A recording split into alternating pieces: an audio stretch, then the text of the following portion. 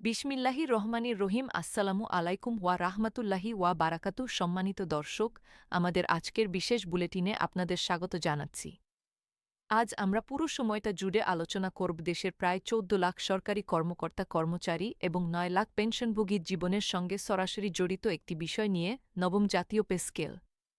কবে থেকে এটি কার্যকর হচ্ছে, কার বেতন কত বাড়ছে, কেন গেজেট প্রকাশে দেরি হচ্ছে, সরকারের ভেতরে ঠিক কী নিয়ে জটিলতা চলছে এবং সাধারণ কর্মচারীদের প্রতিক্রিয়া কী, পুরো বিষয়টি আমরা ধাপে ধাপে আপনাদের সামনে তুলে ধরব। শুরু করছি আজকের বিশেষ প্রতিবেদন। উপস্থাপক বলছেন, প্রথমে চোখ রাখা যাক আজকের প্রতিবেদনের মূল বিষয়গুলোর দিকে। ১. চলতি অর্থবছরের বাজেটে সরকার আনুষ্ঠানিকভাবে নতুন বেতন কাঠামো ঘোষণা করেছে। ২. পয়লা জুলাই থেকে এই কাঠামো ধাপে ধাপে কার্যকরের প্রতিশ্রুতি দেওয়া হয়েছে। ৩. বাস্তবায়ন পদ্ধতি নিয়ে সরকারের অভ্যন্তরে এখনও আলোচনা চলছে এবং গেজেট প্রকাশ পিছিয়ে যাচ্ছে। ৪. গ্রেডভিত্তিক বৈষম্য নিয়ে কর্মচারীদের মধ্যে ক্ষোভ তৈরি হয়েছে। ৫. বেসরকারি খাতেও এই সিদ্ধান্তের প্রভাব নিয়ে আলোচনা শুরু হয়েছে। এই ৫টি বিষয় নিয়েই আজকের পুরো বুলেটিন সাজানো হয়েছে। এখন আসা যাক মূল প্রতিবেদনে। জুন মাসের ১১ তারিখ জাতীয় সংসদে ২০২৬-২৭ অর্থবছরের বাজেট বক্তৃতা উপস্থাপন করেন অর্থ ও পরিকল্পনামন্ত্রী। বাজেট বক্তৃতায় তিনি স্পষ্টভাবে ঘোষণা দেন, পয়লা জুলাই থেকে সরকারি কর্মচারীদের জন্য নতুন বেতন কাঠামো ধাপে ধাপে কার্যকর করা হবে। তার বক্তব্যের মূল যুক্তি ছিল, গত ১১ বছর ধরে সরকারি কর্মচারীরা একই কাঠামোর অধীনে বেতন পাচ্ছেন, অথচ এই দীর্ঘ সময়ে জিনিসপত্রের দাম এবং জীবনযাত্রার ব্যয় উল্লেখযোগ্য হারে বেড়েছে। তাই বাস্তবতার নিরিখেই নতুন কাঠামো প্রয়োজন হয়ে পড়েছিল। তবে দর্শক, একটি বিষয় খেয়াল করার মতো। ঘোষণার সময় অর্থমন্ত্রী নির্দিষ্টভাবে জানাননি কিভাবে এই বাস্তবায়ন প্রক্রিয়া চলবে। ফলে ঘোষণার পরপরই যেমন স্বস্তি তৈরি হয়েছিল, তেমনি বাস্তবায়ন পদ্ধতি নিয়ে প্রশ্ন থেকে গিয়েছিল। আর সেই প্রশ্নের জবাব খুঁজতেই গঠন করা হয় একটি উচ্চ পর্যায়ের কমিটি। এবার শোনা যাক এই কমিটি সংক্রান্ত বিস্তারিত তথ্য। মন্ত্রিপরিষদ সচিবের নেতৃত্বে গঠিত এই কমিটি বেসামরিক প্রশাসন, বিচার বিভাগ এবং সশস্ত্র বাহিনী, এই ৩টি খাতের জন্য পৃথকভাবে গঠিত পে কমিশনের প্রতিবেদন পর্যালোচনা করে একটি সমন্বিত সুপারিশমালা তৈরির দায়িত্ব পেয়েছে। জুন মাসের শেষ দিকে জানা গিয়েছিল, এই কমিটি তাদের সুপারিশ চূড়ান্ত করে অর্থ মন্ত্রণালয়ে জমা দেবে এবং প্রধানমন্ত্রীর অনুমোদনের পর জুলাই মাসের মাঝামাঝি সময়ে গেজেট প্রকাশ করা হবে। কিন্তু বাস্তবে কী ঘটল, দর্শক? জুলাই মাসের ১৫ তারিখ বুধবার মন্ত্রিপরিষদ বিভাগের সম্মেলনকক্ষে মন্ত্রিপরিষদ সচিবের নেতৃত্বে একটি গুরুত্বপূর্ণ বৈঠক অনুষ্ঠিত হয়। কিন্তু সেই বৈঠকেও সুপারিশমালা চূড়ান্ত করা সম্ভব হয়নি। ফলে যে গেজেট জুলাইয়ের মাঝামাঝি প্রকাশের কথা ছিল, তা প্রকাশিত হয়নি এবং পুরো প্রক্রিয়া কিছুটা জটিলতার মধ্য দিয়ে যাচ্ছে। এটি এই মুহূর্ত পর্যন্ত সবচেয়ে সাম্প্রতিক এবং নিশ্চিত তথ্য।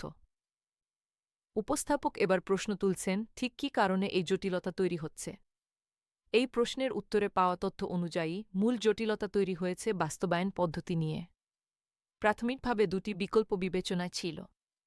প্রথম বিকল্প ছিল ৩ বছর মেয়াদী একটি পরিকল্পনা, যেখানে আগামী ২ অর্থবছরে ধাপে ধাপে মূল বেতনের ৫০% কার্যকর করা হতো এবং তৃতীয় বছরে ভাতাগুলো কার্যকর করা হতো। দ্বিতীয় বিকল্প ছিল ২ বছর মেয়াদী একটি পরিকল্পনা। তবে অর্থ বিভাগের পক্ষ থেকে একটি গুরুত্বপূর্ণ কারিগরি সমস্যার কথা তুলে ধরা হয়।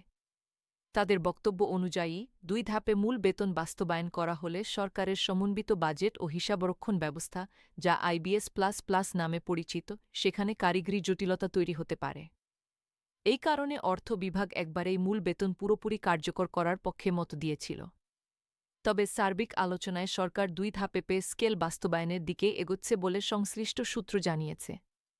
ঠিক এই কারিগরি ও প্রশাসনিক সমন্বয়ের কারণেই সিদ্ধান্ত গ্রহণে দেরি হচ্ছে বলে ধারণা করা হচ্ছে। এখন আসা যাক সবচেয়ে গুরুত্বপূর্ণ অংশে, নতুন বেতন কাঠামো ঠিক কত টাকা বাড়ছে। বর্তমানে কার্যকর থাকা অষ্টম বেতন কাঠামো সর্বনিম্ন মূল বেতন ৮,২৫০ টাকা এবং সর্বোচ্চ মূল বেতন ৭৮,০০০ টাকা, যা ২০১৫ সাল থেকে কার্যকর রয়েছে। নবম পে কমিশনের সুপারিশ অনুযায়ী নতুন কাঠামো সর্বনিম্ন মূল বেতন ১৮ থেকে ২০,০০০ টাকা এবং সর্বোচ্চ মূল বেতন ১,২০,০০০ থেকে ১,৬০,০০০ টাকা পর্যন্ত নির্ধারণের সুপারিশ করা হয়েছে। গ্রেডভিত্তিক বিশ্লেষণে দেখা যাচ্ছে, বর্তমানে কার্যকর ২০টি গ্রেডের মধ্যে ১ থেকে ১০ নম্বর গ্রেডে, অর্থাৎ উচ্চপদস্থ কর্মকর্তাদের ক্ষেত্রে মূল বেতনে 1% বা তার কিছুটা কম বৃদ্ধির সুপারিশ থাকতে পারে। অন্যদিকে 11 থেকে 20 নম্বর গ্রেডে গড়ে 30% পর্যন্ত বৃদ্ধির সুপারিশ থাকতে পারে। সামগ্রিকভাবে নবম পে কমিশন মূল বেতনে 1 থেকে 42% পর্যন্ত বৃদ্ধির সুপারিশ করেছে, পাশাপাশি অন্যান্য ভাতা ও সুযোগ সুবিধাও উল্লেখযোগ্যভাবে বাড়ানোর সুপারিশ এসেছে। উপস্থাপক এই পর্যায়ে দর্শকদের জন্য বিষয়টি আরেকটু সহজ করে বলছেন। অর্থাৎ যারা নিচের গ্রেডে চাকরি করেন, শতাংশের হিসাবে তাদের বেতন বৃদ্ধি বেশি দেখানো হলেও প্রকৃত টাকার অঙ্কে এই বৃদ্ধি তুলনামূলক কম। আর যারা উঁচু গ্রেডে চাকরি করেন, শতাংশের হিসাবে বৃদ্ধি কম হলেও টাকার অঙ্কে তা অনেক বড়। এই পার্থক্যটাই এখন আলোচনার একটি বড় জায়গা হয়ে দাঁড়িয়েছে। এবার আসা যাক অর্থায়ন প্রসঙ্গে। 2026-27 অর্থবছরের প্রস্তাবিত বাজেটে সরকারি কর্মচারীদের নতুন বেতন কাঠামোর আংশিক বাস্তবায়নের জন্য 44,000 কোটি টাকা বরাদ্দ রাখা হয়েছে। তবে আগের পে স্কেল সংশোধনের নজিরের মতোই এবারও বাজেট নথিতে বেতন ভাতা খাতে আলাদাভাবে কোনো বৃদ্ধি সরাসরি উল্লেখ করা হয়নি। অর্থ মন্ত্রণালয়ের কর্মকর্তারা জানিয়েছেন, এই বরাদ্দ নেট পাবলিক সার্ভিস খাতের মধ্যে রাখা হয়েছে। সংখ্যার দিক থেকে যদি দেখি, চলতি অর্থবছরের সংশোধিত বরাদ্দের তুলনায় এই খাতে ব্যয় 54,572 কোটি টাকা বেড়ে নতুন অর্থবছরে দাঁড়িয়েছে 1,41,444 কোটি টাকায়। কর্মকর্তাদের ভাষ্যমতে বাস্তবায়নের অগ্রগতির উপর নির্ভর করে 44,000 কোটি টাকার এই বরাদ্দ সরকারি কর্মকর্তা-কর্মচারী, পেনশনভোগী এবং এমপিওভুক্ত শিক্ষক কর্মচারীদের বেতন সমন্বয়ে ব্যয় করা হবে। উল্লেখ্য, বর্তমানে সরকার তার 14 লাখ কর্মকর্তা-কর্মচারী এবং 9 লাখ পেনশনভোগীর জন্য বছরে প্রায় 1,31,000 কোটি টাকা ব্যয় করে থাকে। এবার আসা যাক কর্মচারীদের প্রতিক্রিয়ার প্রসঙ্গে। বাস্তবায়নে দীর্ঘসূত্রতা নিয়ে দীর্ঘদিন ধরেই সরকারি কর্মচারীদের মধ্যে ক্ষোভ পুঞ্জীভূত হচ্ছিল। এই প্রেক্ষাপটে বাংলাদেশ সরকারি কর্মকর্তা-কর্মচারী কল্যাণ সমিতি এপ্রিল মাসের 5 থেকে 10 তারিখ পর্যন্ত দেশব্যাপী 6 দিনের কর্মসূচি ঘোষণা করেছিল। তাদের মূল দাবিগুলো ছিল 3টি: অবিলম্বে নবম পে স্কেল ঘোষণা ও বাস্তবায়ন করা, অন্তর্বর্তীকালীন ব্যবস্থা হিসেবে 50% মহার্ঘ ভাতা প্রদান করা এবং আসন্ন বাজেটে পে স্কেলের জন্য পর্যাপ্ত বরাদ্দ রাখা। এই কর্মসূচির কিছুদিনের মধ্যেই সরকার বাজেটে পে স্কেল বাস্তবায়নের ঘোষণা দেয়, যা কর্মচারীদের মধ্যে সাময়িক স্বস্তি নিয়ে এসেছিল। তবে গেজেট প্রকাশে বিলম্ব হওয়ায় এখন আবার কর্মচারীদের মধ্যে অনিশ্চয়তা ও উদ্বেগ ফিরে এসেছে বলে বিভিন্ন সূত্রে জানা যাচ্ছে। দর্শক, এবার একটু ভিন্ন কোণ থেকে বিষয়টি দেখা যাক। গ্রেডভিত্তিক বণ্টন নিয়ে সব শ্রেণীর কর্মচারী সমানভাবে সন্তুষ্ট নন। বিশেষ করে 11 থেকে 20 নম্বর গ্রেডের কর্মচারীদের মধ্যে অসন্তোষ স্পষ্ট। বিভিন্ন প্রতিবেদনে উল্লেখ করা হয়েছে, এই গ্রেডগুলোর মধ্যে বেতনের প্রকৃত ব্যবধান মাত্র 3 থেকে 7 টাকার মতো সংকীর্ণ থাকার আশঙ্কা তৈরি হয়েছে। এই সংকীর্ণ ব্যবধান নিয়ে সংশ্লিষ্ট কর্মচারীরা প্রকাশ্যে ক্ষোভ জানাচ্ছেন। তাদের যুক্তি হল, শতাংশের হিসাবে বৃদ্ধি বেশি দেখানো একটি পরিসংখ্যানগত কৌশল হতে পারে, কিন্তু বাস্তবে বিভিন্ন গ্রেডের মধ্যে দায়িত্ব, দক্ষতা ও অভিজ্ঞতার যে পার্থক্য থাকে, তার সঙ্গে বেতনের এই সংকীর্ণ ব্যবধান সামঞ্জস্যপূর্ণ নয়। পাশাপাশি সরকারি কর্মচারী কল্যাণ সমিতির পক্ষ থেকে আরেকটি গুরুত্বপূর্ণ অনুরোধও উঠে এসেছে। তাদের বক্তব্য, সরকারের আর্থিক সম্মতি বিবেচনায় যদি একবারে পূর্ণাঙ্গ বাস্তবায়ন সম্ভব না হয়, তাহলে অন্তত 2টি ধাপে হলেও জেন পে স্কেল কার্যকর করা হয়, যাতে কর্মচারীরা দ্রুত বাস্তব সুফল পেতে শুরু করেন। এবার আসা যাক বেসরকারি খাতের প্রসঙ্গে, যা এই আলোচনার আরেকটি গুরুত্বপূর্ণ দিক। সরকারি চাকরিজীবীদের জন্য নতুন পে স্কেল বাস্তবায়নের উদ্যোগ সরকারি কর্মীদের মধ্যে স্বস্তি তৈরি করলেও দেশের বিপুল সংখ্যক বেসরকারি চাকরিজীবীর মধ্যে দেখা দিয়েছে নতুন এক ধরনের উদ্বেগ। বিশ্লেষকদের পর্যবেক্ষণ হল, সরকারি খাতে বড় ধরনের বেতন বৃদ্ধি হলে বেসরকারি খাতের বেতন কাঠামোর সঙ্গে একটি বড় ব্যবধান তৈরি হতে পারে। দীর্ঘমেয়াদে এটি বেসরকারি প্রতিষ্ঠানগুলোর জন্য দক্ষ জনবল ধরে রাখার ক্ষেত্রে একটি চ্যালেঞ্জ হয়ে দাঁড়াতে পারে বলে অর্থনীতিবিদেরা মনে করছেন। উপস্থাপক এবার তুলে ধরছেন সরকারের সামগ্রিক অবস্থান। সরকারের পক্ষ থেকে একাধিকবার বলা হয়েছে, সরকারি কর্মকর্তাদের আয় বাড়লে দুর্নীতি প্রবণতা কমার সম্ভাবনা তৈরি হয়। অর্থমন্ত্রীর বাজেট পরবর্তী বিভিন্ন বক্তব্যে এই প্রসঙ্গটি বারবার উঠে এসেছে। তার বক্তব্য অনুযায়ী, পর্যাপ্ত বেতন কাঠামো থাকলে সরকারি কর্মচারীরা আর্থিকভাবে স্বস্তিতে থাকবেন এবং এর একটি ইতিবাচক প্রভাব প্রশাসনিক স্বচ্ছতার ক্ষেত্রেও পড়তে পারে বলে তিনি আশা প্রকাশ করেছেন। দর্শক, এখন সংক্ষেপে গুরুত্বপূর্ণ তারিখগুলো একবার সাজিয়ে নেওয়া যাক, যাতে পুরো প্রক্রিয়াটা এক নজরে স্পষ্ট হয়। জানুয়ারি মাসের ২১ তারিখে নবম জাতীয় বেতন কমিশন তাদের চূড়ান্ত সুপারিশ সরকারের কাছে হস্তান্তর করে। মে মাসের মাঝামাঝি সময়ে সরকারের পক্ষ থেকে ১ জুলাই থেকে বাস্তবায়নের নির্দেশনার কথা জানানো হয়। জুন মাসের ১১ তারিখ জাতীয় বাজেটে আনুষ্ঠানিক ঘোষণা আসে। জুন মাসের শেষ দিকে জানা যায়, প্রধানমন্ত্রীর অনুমোদনের পর জুলাই মাসের মাঝামাঝি সময়ে গেজেট প্রকাশের প্রস্তুতি চলছিল।